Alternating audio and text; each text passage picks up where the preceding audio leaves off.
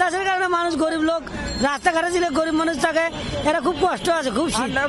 শীতে সবচেয়ে ভোগান্তিতে খেটে খাওয়া মানুষ। তারা বলছেন 3 বেলা খাবারের জোগানই যেখানে চ্যালেঞ্জ, সেখানে আরামদায়ক গরম কাপড় বিলাসিতা। শীতের জন্য ভাড়া মারতে পারি না, লোকজনও নাই। শীতে অনেক কষ্ট, আমাদের গরিবের অনেক কষ্ট হচ্ছে। কম্বল টম্বল দেয় না, সাহায্য করে না, খুব আমরা কষ্টতে আছি। আবহাওয়া অফিস জানিয়েছে এবছর শীতের প্রকোপ থাকবে আগের তুলনায় বেশি। আজ রাজধানীতে সর্বনিম্ন তাপমাত্রা 13.8 ডিগ্রি সেলসিয়াস। 6-7 থেকে পরে প্রথমে মৃদু থেকে মাঝারি কোল্ড ওয়েভ আসবে, তারপরে স্পেলে আবার একটু তাপমাত্রা বাড়বে।